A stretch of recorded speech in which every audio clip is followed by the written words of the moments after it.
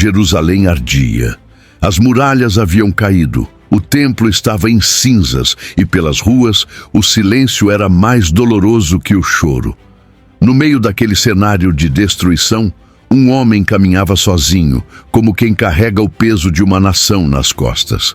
Não havia mais canções, nem sacrifícios, apenas escombros, fome e o som abafado dos que ainda tinham forças para lamentar.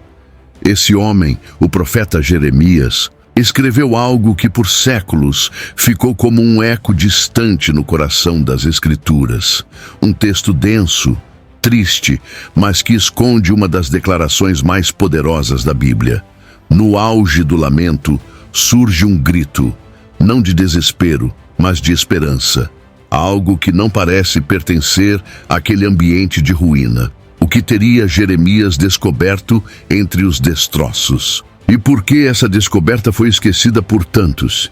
E enquanto tantas vozes se calam diante do sofrimento, por aqui seguimos vasculhando as entrelinhas da Bíblia em busca dessas pérolas escondidas, como esse grito de esperança soterrado entre os versos de Lamentações. Se esse tipo de descoberta faz sentido para você, já se inscreve no canal e fique por perto. Tem muita coisa ainda para ser desenterrada. A cidade de Jerusalém não era apenas uma localização geográfica no coração de Israel.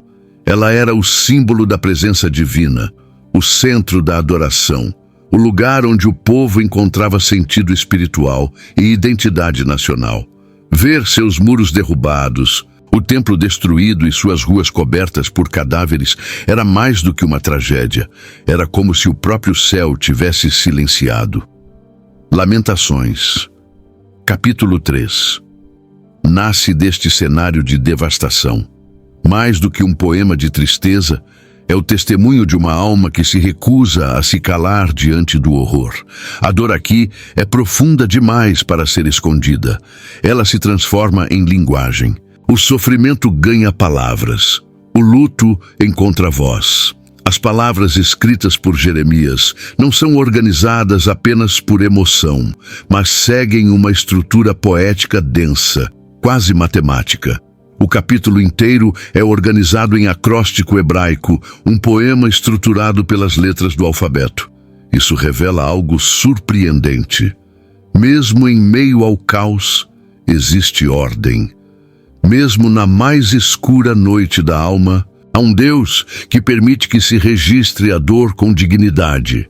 Cada linha do capítulo 3 representa o esforço de um homem tentando manter a sanidade enquanto assiste sua nação ser esmagada. Não é apenas um relato de sofrimento, mas o retrato de um povo que busca sentido quando tudo perdeu sentido. Jeremias não escreve como alguém distante da dor, mas como quem a carrega nos ombros. Ele não está observando a calamidade de longe, ele está dentro dela. Ele vive o colapso de sua fé institucional, a derrocada do sistema religioso, e ainda assim encontra palavras para expressar o indizível. Lamentações, capítulo 3.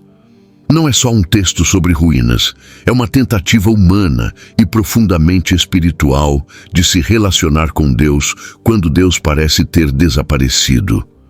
Quando o templo, símbolo máximo da presença divina, foi destruído, restou apenas a voz embargada do profeta. O que torna este capítulo ainda mais impressionante é que ele não censura a angústia. Não há tentativas de suavizar a dor. Jeremias fala de ossos quebrados, de trevas sem fim, de um peso insuportável. As imagens são fortes, quase brutais, mas é justamente nesse realismo que nasce a possibilidade de consolo. Quando a dor é nomeada, ela começa a perder o poder de paralisar. O lamento se torna, paradoxalmente, o primeiro passo rumo à esperança. E isso nos ensina algo essencial.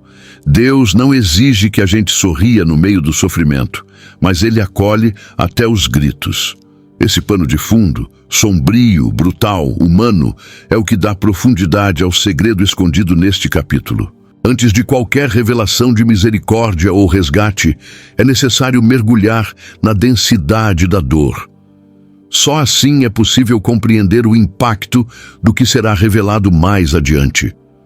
O lamento não é um obstáculo à fé, mas parte do caminho da fé. E talvez, nos dias atuais, essa seja uma das verdades mais esquecidas. O profeta não era estranho à rejeição.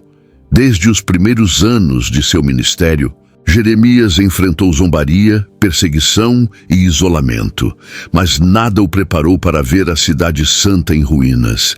Em meio aos escombros de Jerusalém, ele caminha como um sobrevivente de uma explosão silenciosa, a explosão da fé.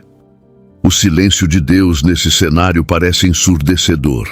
Não há oráculos, visões ou promessas, apenas um eco distante de glória passada. E é aí que Lamentações, capítulo 3, ganha uma profundidade única. Ele não nasce de um momento de lucidez teológica, mas de uma alma que sangra enquanto busca por respostas. Jeremias descreve seu estado como alguém que foi feito alvo de flechas, envolto em trevas e aprisionado em correntes. São imagens que chocam pela intensidade. Ele não mascara seu desespero. Ele acusa Deus, clama, se debate, mas mesmo em meio a esse aparente descontrole emocional, há uma confissão sincera. Deus continua sendo o foco. Não é o inimigo que domina sua mente, mas o próprio Criador. Essa fixação revela que mesmo quando a fé parece ter se esvaziado, o vínculo entre a criatura e o Criador permanece ativo. Jeremias não ignora Deus, ele o confronta. Essa atitude é radicalmente diferente da negação. Ao invés de virar as costas ou buscar explicações fáceis, o profeta mergulha na dor com olhos abertos. Ele se recusa a oferecer uma teologia rasa para justificar a tragédia. Ele não diz que tudo ficará bem. Ele não promete restauração imediata. Ele apenas registra. O que encontramos aqui não é um sermão, mas um grito. E é justamente nesse grito que se esconde o segredo da fé madura. Uma fé que não depende de respostas rápidas, mas que sustenta a alma mesmo quando não há respostas. O colapso de Jerusalém representa mais do que a queda de uma cidade. Ele simboliza o momento em que tudo o que parecia inabalável foi destruído. O templo, os rituais, os líderes religiosos, as alianças políticas, tudo ruiu. E no centro desse desmoronamento está um profeta sozinho, com um coração esmagado e um Deus em silêncio. É esse cenário que dá peso às palavras de Lamentações, capítulo 3. É esse o contexto que permite compreender a profundidade de cada frase. E é nesse solo árido que uma nova esperança começa, ainda que imperceptível. O silêncio de Deus não foi a ausência de Deus. Foi um silêncio pedagógico, doloroso, mas cheio de propósito. Jeremias não o entende de imediato. Ele apenas sente. Mas é nesse sentir que se constrói o solo onde germinará o inesperado. Uma esperança que não nasce da explicação, mas da experiência. Uma esperança que não se impõe, mas sussurra entre as cinzas. Há momentos em que a escuridão não é apenas externa, mas também interna. Jeremias descreve sua alma como alguém que foi levado para as trevas e não para a luz. Não se trata de uma metáfora exagerada, mas de uma realidade emocional e espiritual profunda. Ele está imerso em um estado de desesperança. As trevas aqui não são simbólicas, elas se tornaram o novo normal. O profeta afirma que sua alma está encerrada, como em uma prisão. Ele não vê saída. Não há expectativa de mudança. Não há horizonte.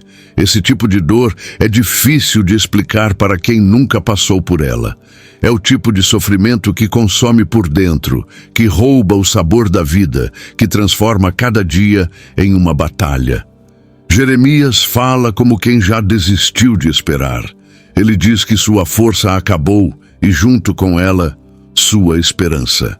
Essa honestidade brutal quebra os moldes da religiosidade superficial. Não há fingimento, não há frases de efeito, apenas a verdade crua, um coração esmagado pela dor, um espírito cansado de lutar.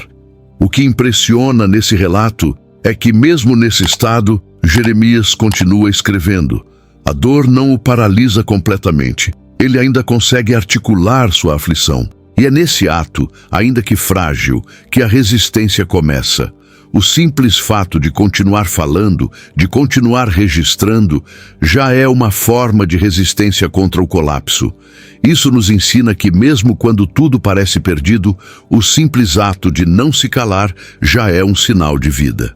E essa vida, ainda que mínima, pode ser o começo de uma reconstrução. Dentro das trevas, Jeremias identifica não apenas o sofrimento, mas também a ausência de oração respondida. Ele afirma que clama, mas Deus não escuta, que ora, mas sua oração está trancada, como atrás de um muro. Esse detalhe é crucial. Muitas vezes, o que mais desespera não é o sofrimento em si, mas a sensação de que o céu está fechado, de que Deus está ausente. E ainda assim, o profeta continua a orar. Esse paradoxo, orar mesmo quando se acredita que Deus não está ouvindo, é uma das expressões mais puras da fé. Esse trecho do capítulo 3 é como um vale profundo, onde nenhuma luz penetra. Mas é necessário atravessá-lo. Jeremias não encurta o processo. Ele não adianta a esperança. Ele deixa que a dor fale, que ela grite, que ela ocupe espaço. E talvez, justamente por isso, suas palavras ainda ecoem tantos séculos depois, porque ele teve coragem de dizer o que muitos sentem, mas poucos verbalizam. Existem momentos na jornada da fé em que o silêncio de Deus não apenas machuca, mas confunde.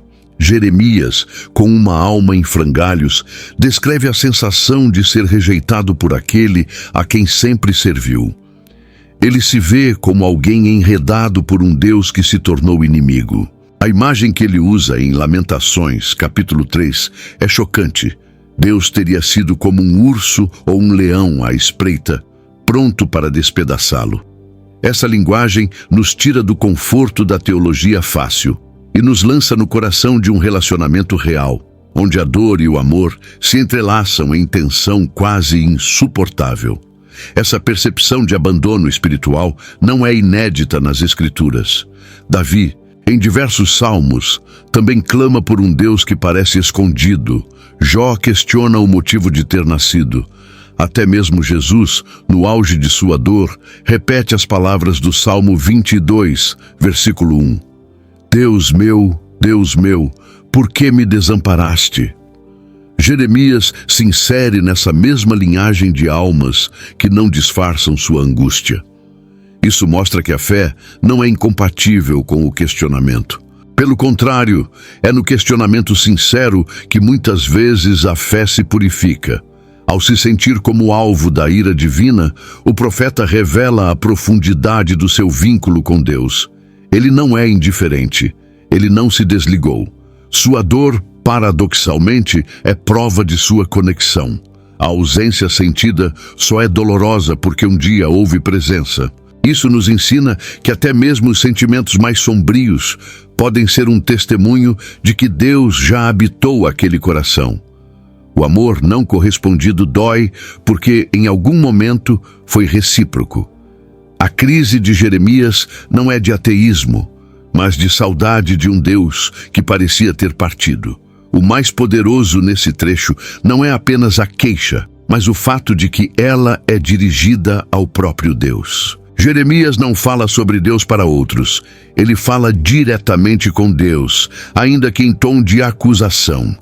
Essa honestidade brutal tem um valor imenso. Deus não rejeita quem se aproxima com sinceridade, mesmo quando as palavras estão cheias de dor e confusão. O profeta não está tentando agradar, ele está tentando sobreviver espiritualmente, e sua única âncora é o Deus que, por ora, parece tê-lo esquecido. Esse retrato doloroso da distância divina prepara o solo para a reviravolta que se aproxima. Ao invés de afastar-se de Deus, Jeremias, mesmo imerso na escuridão, mantém o olhar voltado para o céu. A fé verdadeira, aquela que permanece mesmo quando tudo falha, nasce aqui. E esse tipo de fé não nasce em púlpitos ou palácios, mas no vale, na ruína, na ausência. A ausência sentida é o prelúdio do reencontro. Jeremias não carrega apenas feridas visíveis, ele carrega cicatrizes internas, aquelas que ninguém vê, mas que gritam por dentro. Quando ele afirma que sua alma está longe da paz e que esqueceu o que é felicidade, está revelando o nível de trauma psicológico e espiritual que enfrentou. Seu corpo pode ter sobrevivido à destruição de Jerusalém, mas sua mente está profundamente marcada. Ele fala como alguém que já não reconhece a si mesmo, como quem foi esvaziado de tudo que um dia conheceu como segurança. Mesmo assim, há algo que o mantém de pé. Ele continua escrevendo. Ao registrar sua dor, Jeremias não apenas deixa um legado para o futuro, mas também encontra alívio momentâneo. Ele transforma sofrimento em oração, trauma em palavra escrita. A memória da aflição se torna o fio que ainda o liga à possibilidade de redenção. Quando ele diz em Lamentações, capítulo 3, versículo 19, "Lembra-te da minha aflição e do meu pranto." Ele não está apenas pedindo lembrança divina, mas confessando que a própria memória da dor já é uma forma de sobrevivência. Essa postura é o oposto da negação. Jeremias não foge da dor. Ele a encara, a nomeia, a apresenta diante de Deus. E é nesse movimento que algo começa a mudar. Ele não encontra consolo em promessas externas, mas no processo de verbalizar o sofrimento. Isso nos mostra um princípio poderoso. O lamento pode ser uma forma de cura. Quando a alma já não pode cantar, ela pode chorar. E isso também é oração. O pranto, quando direcionado a Deus, se torna ponte para a restauração interior. O segredo perdido de Lamentações, capítulo 3, começa a despontar aqui, ainda que de forma tímida. Jeremias não se rendeu à desesperança absoluta. Suas palavras revelam que, mesmo sem enxergar saída, ele ainda se recusa a desistir. Essa persistência espiritual é a semente da renovação. Quando tudo mais foi arrancado, o templo, os líderes, a cidade, restou apenas a voz trêmula de um homem diante de Deus. E foi o suficiente. A fidelidade, mesmo ferida, ainda é fidelidade. Essas cicatrizes invisíveis que Jeremias carrega se tornam para nós um testemunho poderoso. Não são marcas de fracasso, mas de resistência. Elas falam de um homem que não se deixou enterrar com os escombros, que continuou buscando, mesmo quando nada parecia fazer sentido. Elas nos lembram que a fé verdadeira nem sempre brilha. Às vezes, ela apenas resiste, e isso, por si só, já é um milagre. Depois de tantos versos mergulhados na dor mais profunda, algo muda. A atmosfera do capítulo 3 começa a se transformar lentamente. Ainda com os olhos embaçados pelas lágrimas, Jeremias sussurra uma frase que ecoa como um fio de luz cortando a escuridão. Quero trazer à memória o que me pode dar esperança. Essas palavras, encontradas em Lamentações, capítulo 3, versículo 21, não são uma negação da dor anterior. Pelo contrário, são pronunciadas exatamente no meio da dor, quando ainda não há garantias de melhora. Esse tipo de esperança não nasce de uma realidade transformada, mas da escolha consciente de lembrar-se de quem Deus é. É aqui que o texto revela um de seus maiores segredos. A lembrança não é apenas um ato emocional, mas uma decisão espiritual. Jeremias não espera sentir esperança para depois agir. Ele decide primeiro se lembrar da misericórdia do Senhor. Ele declara que as misericórdias do Senhor são a causa de não sermos consumidos. Essa frase, simples e profunda, é um grito silencioso de fé em meio à ruína. Jeremias não diz isso porque tudo ficou bem, mas porque, apesar de tudo, Deus ainda é. E isso basta para manter a alma respirando. Essa virada revela algo essencial sobre o caráter de Deus. Mesmo quando tudo ao redor ruía, a misericórdia do Senhor permanecia intacta. Não era uma misericórdia sensacionalista, cheia de milagres visíveis. Era uma misericórdia silenciosa, sutil, que sustentava o profeta no invisível.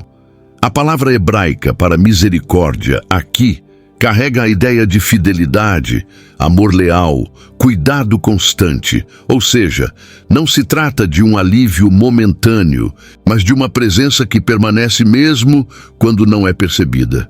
O que Jeremias faz é um exercício espiritual. Ele escolhe olhar para trás e enxergar não apenas a dor, mas os rastros de Deus ao longo do caminho. E isso é revolucionário. Porque a maioria das pessoas, ao olhar para trás no meio da dor, só vê perdas. Jeremias, mesmo quebrado, escolhe ver misericórdia. Essa escolha transforma completamente a narrativa. O lamento não termina, mas agora ele convive com a esperança. E quando o lamento e a esperança caminham juntos, nasce uma fé inquebrável. Esse fio de luz que começa a brilhar entre os escombros não é um lampejo ilusório, é o começo da revelação que transformará o tom do restante do capítulo. O segredo perdido de Lamentações está sendo lentamente revelado, e ele começa por essa decisão íntima, quase sussurrada, de lembrar que, acima da dor, há um Deus que não muda, um Deus que continua fiel, mesmo quando tudo o mais falha. Jeremias, até então dominado pelo peso da angústia, nos surpreende ao dar voz a um sentimento quase enterrado: a esperança. É como se no meio da lama e dos escombros ele encontrasse um fragmento intacto da alma, algo que ainda se lembrava de confiar. Essa virada não é brusca nem teatral. Ela nasce no íntimo, quase como um sussurro tímido, e se fortalece em palavras que já não são moldadas pelo desespero, mas pela convicção. Ele diz: as misericórdias do Senhor são a causa de não sermos consumidos. Elas se renovam a cada manhã. Um dos trechos mais conhecidos de Lamentações, capítulo 3, versículo 22 ao 23. Esse momento é crucial. Jeremias não está relatando uma mudança nas circunstâncias externas. Jerusalém continua em ruínas. O templo segue destruído. O povo ainda vive o exílio. Mas algo dentro do profeta se reorienta. A esperança, então, não se apoia na evidência, mas na fidelidade de Deus. Esse tipo de esperança é mais profundo do que otimismo. Otimismo espera que as coisas melhorem. Esperança acredita que mesmo que tudo piore, Deus permanece sendo Deus. E isso é suficiente. A força dessa reviravolta espiritual está justamente no fato de que ela acontece sem sinais externos de mudança. Jeremias não ouve a voz de Deus. Não recebe uma visão celestial, não testemunha um milagre. Tudo o que ele tem é memória. Ele se lembra do caráter de Deus, do que ouviu, do que viu em tempos passados. E essa memória se torna o solo fértil onde floresce a esperança. Em um mundo onde se valoriza o imediatismo, esse ensinamento é revolucionário. Às vezes, o resgate da alma começa simplesmente por se lembrar de quem Deus é. Mais do que palavras poéticas, essa esperança é um ato de resistência espiritual. Ao declarar que a fidelidade de Deus é grande, Jeremias se posiciona contra o caos que o rodeia. Ele escolhe crer, mesmo sem ver. Essa atitude ecoa outras histórias de fé nas Escrituras. Abraão creu contra a esperança. Jó declarou que mesmo que Deus o matasse, nele esperaria. E aqui, Jeremias entra nessa galeria de gigantes espirituais. Não porque foi forte, mas porque se apegou a um Deus que é. Essa virada, embora sutil, muda tudo. Ela não apaga o sofrimento, mas muda a forma de enfrentá-lo. Jeremias passa a olhar para a vida com outra lente. Ele ainda chora, ainda lamenta, mas agora sabe que sua dor não é o fim da história. Existe algo, ou melhor, alguém, que está além da tragédia. E é a esse alguém que ele decide entregar a última palavra.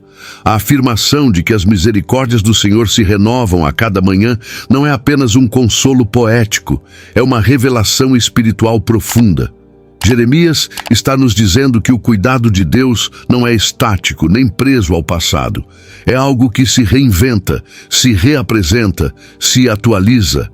A cada novo amanhecer, Deus nos dá algo novo, mesmo que o cenário externo permaneça igual. Essa ideia aparece em Lamentações, capítulo 3, versículo 23, mas seu impacto se estende para toda a vida espiritual. É fascinante notar que Jeremias fala sobre misericórdias no plural. Ele não diz que a misericórdia se renova, mas que elas, no plural, se renovam. Isso revela uma abundância, uma multiplicidade de expressões do cuidado divino. Não se trata de uma dose única de compaixão, mas de um fluxo constante, variado, adaptado às necessidades do dia. Cada manhã, Deus oferece não apenas sobrevivência, mas sustento emocional, sabedoria, consolo e força. Tudo isso incluso nas misericórdias que renascem com o sol. Essa revelação carrega um segredo prático para a alma cansada. Deus trabalha com o ritmo da vida. Ele não promete resolver tudo de uma vez, mas oferece graça para o dia de hoje. É como o maná no deserto. Não podia ser guardado para amanhã, pois apodrecia. A provisão era diária, fresca, contínua. Jeremias entende isso. Ele reconhece que o mesmo Deus que permitiu o exílio é o mesmo que continua a visitar seu povo com compaixão todas as manhãs. Isso transforma o lamento em expectativa. A renovação diária das misericórdias aponta para um Deus que nos vê, que se importa com o detalhe, que está atento às particularidades do nosso dia. Muitas vezes, buscamos grandes livramentos, enquanto ignoramos as pequenas provas diárias de que Deus está presente. Um coração que ainda bate, um respiro profundo ao amanhecer, um lampejo de paz no meio do caos. Tudo isso são manifestações da fidelidade de Deus. E Jeremias nos convida a treinarmos nossos olhos para reconhecê-las. Essa percepção não nasce do conforto, mas da disciplina espiritual de enxergar Deus na repetição da vida. O profeta ainda está no meio dos escombros, mas começa a ver beleza onde antes só havia cinzas. Isso é fruto de uma mente que foi reeducada pela fé. Quando conseguimos enxergar as misericórdias renovadas, mesmo nos dias mais difíceis, é sinal de que já não estamos mais sendo dominados pela dor. Estamos sendo guiados pela esperança que se alimenta do amor fiel de um Deus que nunca muda. Jeremias, ao perceber a presença contínua das misericórdias de Deus, toma uma decisão inesperada: esperar em silêncio. Essa escolha, longe de ser passividade, é uma forma ativa e corajosa de resistir à ansiedade, ao desespero e à pressa. Ele escreve: Bom é o Senhor para os que esperam por Ele, para a alma que o busca. Bom é ter esperança e aguardar em silêncio a salvação do Senhor, como se lê em Lamentações, capítulo 3, versículos 25 e 26. Aqui, o silêncio não é ausência de palavras, mas um espaço sagrado de confiança. Esperar em silêncio exige mais força do que falar. Em uma cultura marcada pela imediatidade, pelo grito, pela opinião constante, calar-se é um ato de fé. Jeremias não se cala porque desistiu, mas porque confia. Ele acredita que Deus está agindo, ainda que de forma invisível. Esse silêncio é o oposto do vazio. É cheio de expectativa, carregado de reverência. É o mesmo silêncio que encontramos nos Salmos, quando o salmista diz: Em silêncio, ó minha alma, espera somente em Deus. Esse tipo de espera é profundamente espiritual. Não é inerte nem apática. É uma espera que busca, que observa, que confia. A alma que aprende a esperar em silêncio está sendo moldada para ouvir a voz de Deus com mais clareza. No meio do barulho das tragédias, Deus nem sempre fala alto. Às vezes, ele sussurra, e só ouve quem aprendeu a aquietar o próprio espírito. Jeremias aprendeu isso não nos dias de paz, mas nos dias de devastação. E isso muda completamente nossa perspectiva sobre o sofrimento. A espera silenciosa também é uma forma de humildade. Ela reconhece que não temos controle, que não somos deuses, que não entendemos tudo. E essa confissão nos posiciona corretamente diante do Altíssimo. Jeremias, ao calar-se, está se rendendo à soberania divina. Não é rendição derrotada, mas rendição confiada. Ele entende que a salvação não será fruto de seu esforço, mas da intervenção graciosa do Senhor. E isso o leva a descansar, mesmo em meio aos destroços. Esse trecho de Lamentações nos ensina que, muitas vezes, o caminho mais sábio diante da calamidade é não lutar contra o tempo, nem tentar apressar Deus. Há um ritmo na redenção, há um compasso no agir divino, e quem aprende a esperar em silêncio, aprende também a reconhecer o tempo da visitação de Deus. O silêncio, quando cheio de fé, se torna o terreno fértil onde germina o milagre. Quando Jeremias afirma que o Senhor é bom para os que nele esperam, ele não está falando de uma bondade percebida no conforto, mas de uma bondade que resiste à destruição. A cidade está em ruínas, o povo desolado, e mesmo assim o profeta se agarra a essa certeza. Deus é bom. Essa afirmação, presente em Lamentações capítulo 3, versículo 25, desafia não apenas o momento histórico, mas também nossa compreensão natural de bondade. Como declarar a bondade de Deus em um cenário onde tudo ao redor clama o contrário? Essa tensão entre o que os olhos veem e o que o coração decide crer é o núcleo da fé madura. A bondade de Deus para Jeremias não é medida pelas circunstâncias, mas por quem Deus é em sua essência. O profeta aprendeu que a fidelidade do Senhor não depende das estações. Mesmo na estação da perda, da dor, da injustiça e da solidão, Deus continua sendo bom. E essa bondade não é frágil, nem volátil. Ela é firme, resistente, silenciosa e muitas vezes invisível até ser lembrada. Confiar nessa bondade quando tudo desmorona é um ato quase revolucionário. É declarar que existe um padrão mais alto de realidade do que o que os sentidos captam. Jeremias não ignora o sofrimento, ele apenas escolhe não permitir que o sofrimento seja a única voz a interpretar sua realidade.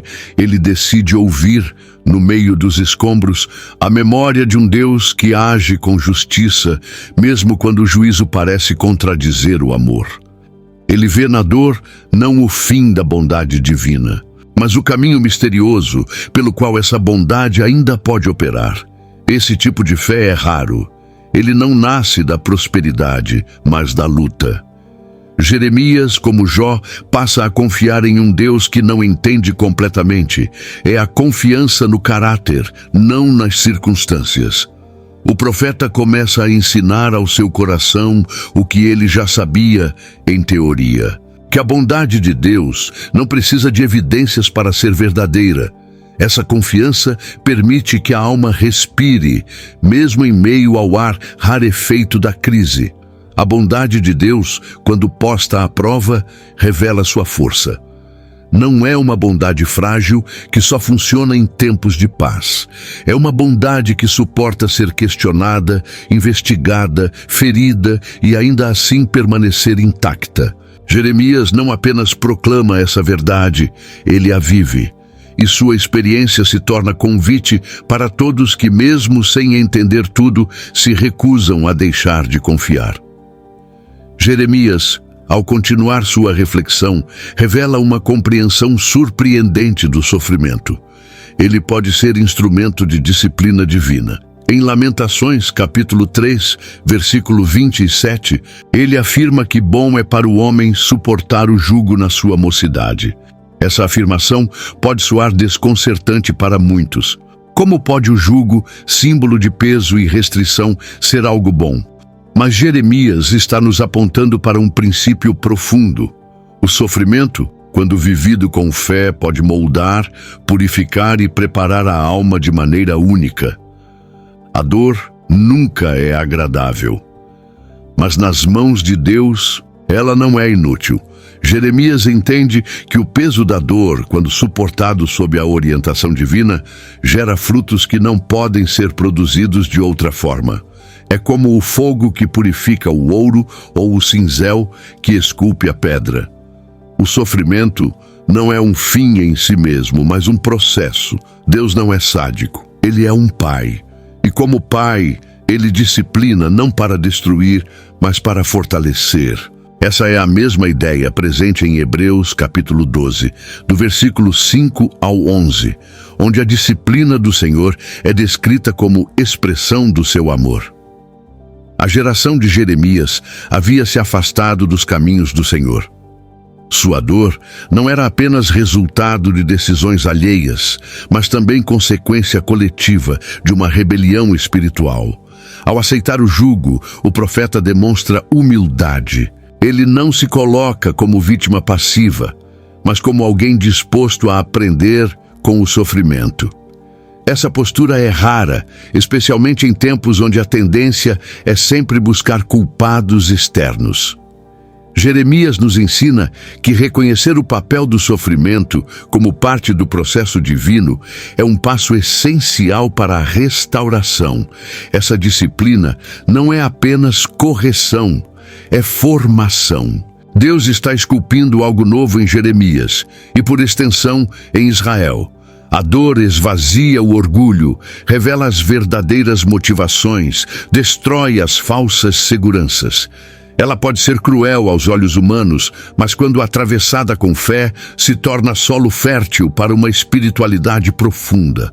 A alma disciplinada aprende a ouvir mais, a julgar menos, a depender de Deus com mais constância.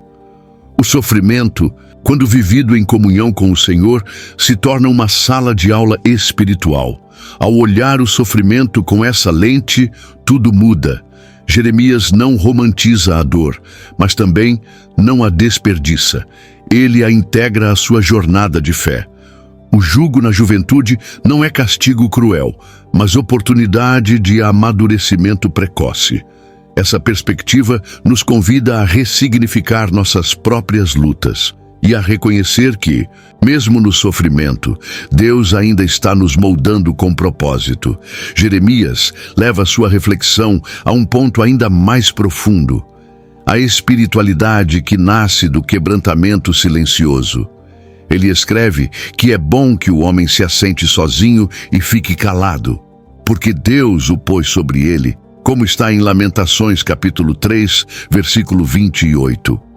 Essa imagem do homem sentado em silêncio, com o rosto no pó, é poderosa. Não é uma postura de desespero, mas de entrega, um reconhecimento humilde de que Deus está no controle, mesmo quando tudo parece desmoronar. Esse tipo de espiritualidade é raro porque exige renúncia. É muito mais fácil falar, acusar, tentar entender ou justificar a dor. O silêncio, por outro lado, é uma forma de rendição. Jeremias não está defendendo uma resignação sem vida, mas uma espera reverente. Ele sabe que Deus continua sendo Deus mesmo quando o coração está despedaçado. Sentar-se em silêncio, com o rosto no pó, é reconhecer que não temos todas as respostas. É abrir mão do controle, ainda que temporariamente, e confiar que o Senhor sabe o que está fazendo. A espiritualidade do quebrantamento não é visível aos olhos humanos. Ela acontece nas madrugadas, em que ninguém vê, nos quartos escuros, onde as lágrimas rolam em silêncio. É feita de gemidos indizíveis, como Paulo descreve em Romanos capítulo 8, versículo 26.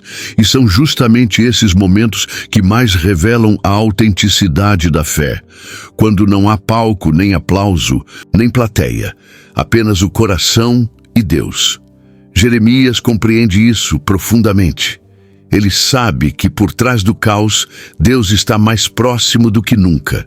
Essa forma de espiritualidade nos convida a abraçar o processo da dor, não como fim, mas como um caminho de profundidade. Quando tudo o que nos resta é o pó, descobrimos que Deus também habita o pó. Ele se revelou a Jó no meio do redemoinho, falou com Moisés do meio de uma sarça ardente, sustentou Elias numa caverna escura. Deus não despreza os corações quebrantados, como afirma o Salmo 51, versículo 17. E Jeremias, mesmo sem saber, está alinhado com essa verdade. Ao nos ensinar a chorar em segredo e esperar em silêncio, o profeta nos entrega uma chave espiritual rara. O quebrantamento não é fraqueza, é fertilidade. O solo que foi arado pela dor está mais preparado para receber as sementes da restauração.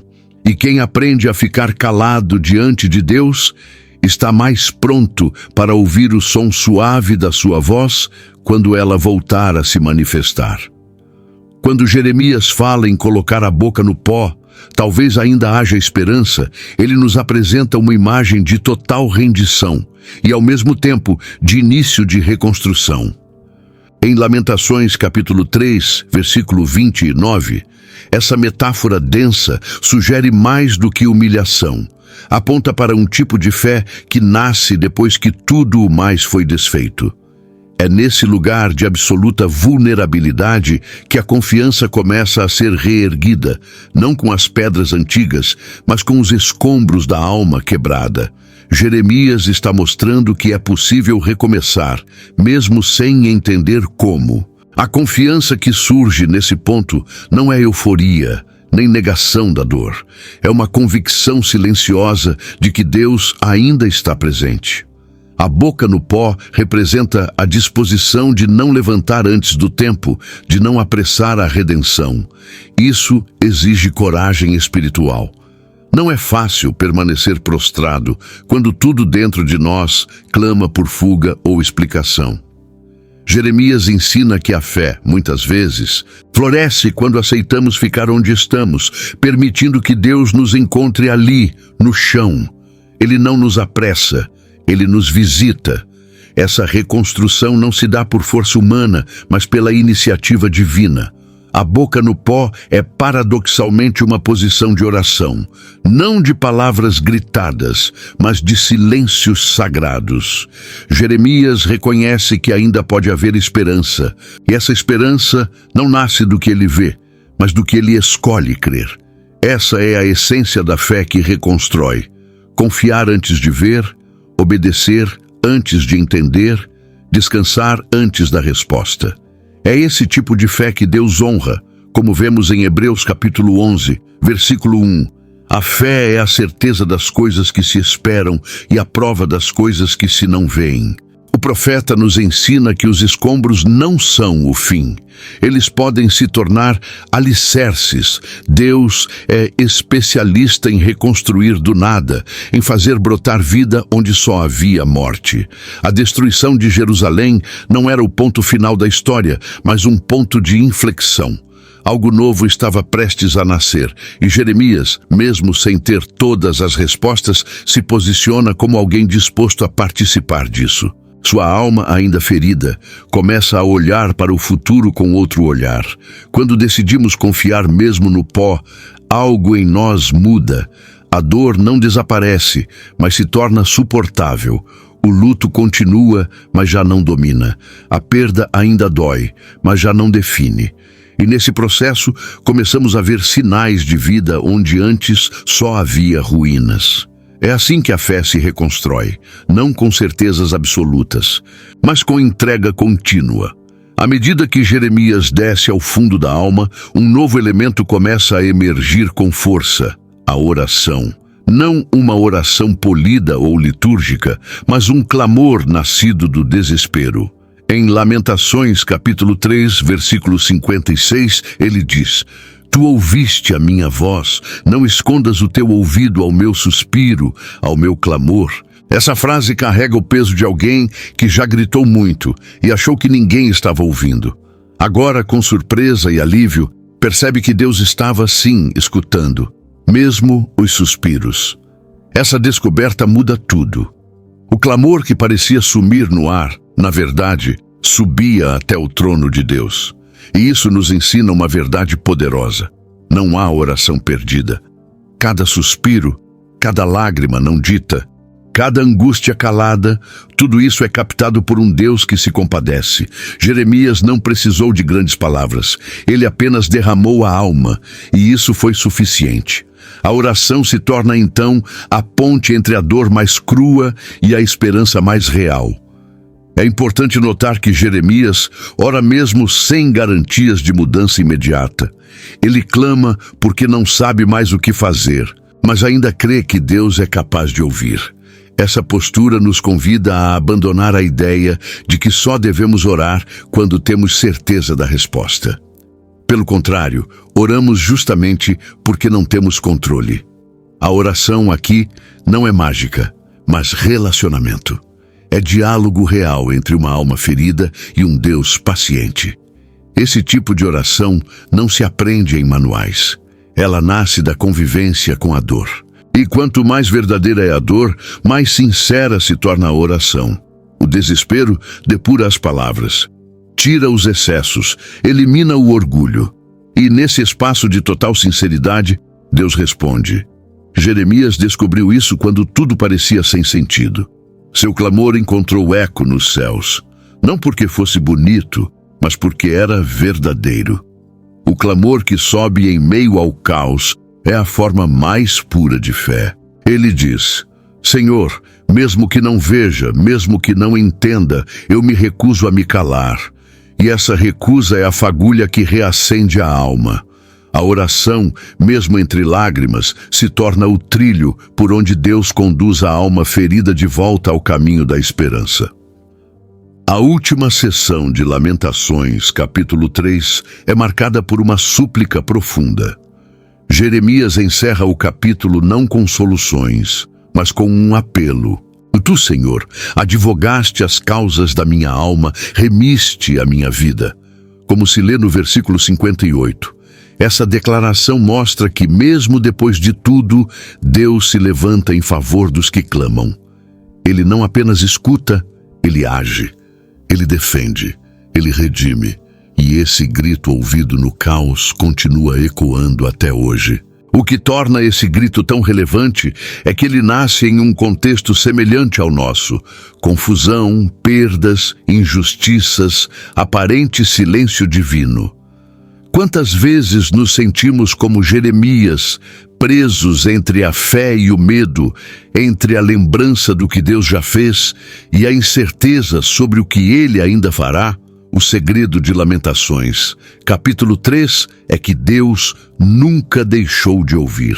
Mesmo quando não responde como esperamos, Ele escuta. E quando o tempo dele chega, Ele age. Essa verdade é libertadora. Não precisamos mais medir nossa espiritualidade pela ausência de sofrimento. Jeremias nos mostra que o grito mais verdadeiro pode sair da alma mais ferida, e que é justamente esse grito que atrai a atenção de Deus. Ele não é indiferente, não se esconde por prazer. Ele ouve, e ao ouvir, ele se move. Essa certeza, ainda que sussurrada, sustenta a alma no meio da batalha. O grito que Deus ouve não precisa ser perfeito, ele só precisa ser real. Jeremias, com todas as suas dúvidas, medos e dores, não deixou de clamar. E porque clamou, foi ouvido. Essa é a mensagem que atravessa os séculos. O final de Lamentações, capítulo 3, nos convida a continuar falando com Deus, mesmo quando tudo parece nos empurrar ao silêncio. É nesse diálogo, por vezes arrastado, que a esperança renasce. Lamentações ainda fala hoje porque seus gritos são os nossos.